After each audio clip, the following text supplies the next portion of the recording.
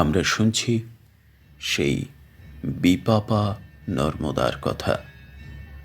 রেবাখণ্ড, স্কন্দপুরাণের রেবাখণ্ড, সেখানে সম্পূর্ণত রয়েছে নর্মদার কথা।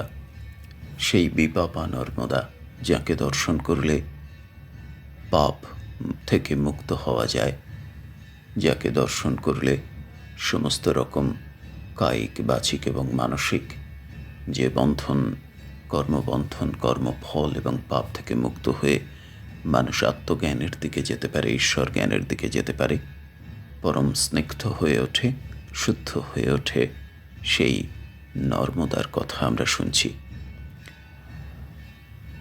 এর আগে আমরা 69 অধ্যায়ে পেয়েছি মঙ্গলেশ্বর তীর্থের কথা।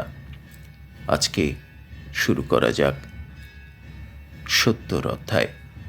এই অধ্যায় অতি ছোট্ট একটি অধ্যায়, কিন্তু খুব গুরুত্বপূর্ণ একটি অধ্যায়।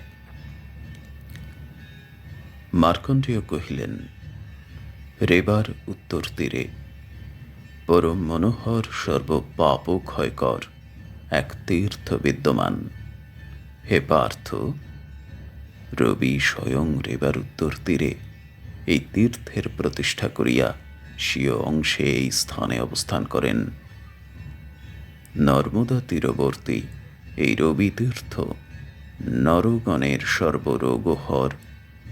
হে নররাজ, যে নর প্রতি ষষ্ঠী, অষ্টমী ও চতুর্দশী তিথিতে এই রবি তীর্থে স্নান করিয়া প্রেতগণের উদ্দেশ্যে ভক্তিভরে শ্রাদ্ধ দান করে, হে পার্থ, তাহার পাপ ক্ষয় হয় এবং সে সূর্যলোকে পূজিত হইয়া থাকে।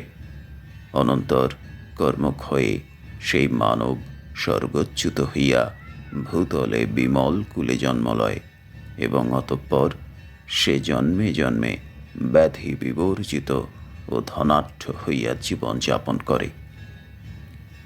এইখানে 70 অধ্যায় সমাপ্ত। ছোট্ট একটি অধ্যায়। নর্মদেহার এখানে আমরা সূর্য, রবি অর্থাৎ সূর্যের কথা পাচ্ছি। রবি তীর্থ, সেই রবি তীর্থ স্বয়ং পুরাণ কাহিনী হিসেবে দেখা যাচ্ছে স্বয়ং রবি বা সূর্য এখানে তপস্যা করেছেন নর্মদা তটে, এবং এই তীর্থ সর্বপাপ ক্ষয়কর এবং রোগ ব্যাধি বিবর্জিত হয় এই তীর্থে আসলে।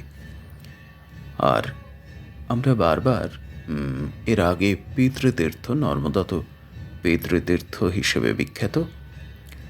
এখানে আমরা দেখছি কয়েকটি অধ্যায় জুড়ে যেখানে পিশাচদের শ্রাদ্ধ করা যায় এবং প্রেতগণের করা যায়, শ্রাদ্ধ করা যায় এবং তাদের মুক্তি হয়, এবং সেই কাজ করলে কি ফল হয় সেটা এখানে জানানো আছে।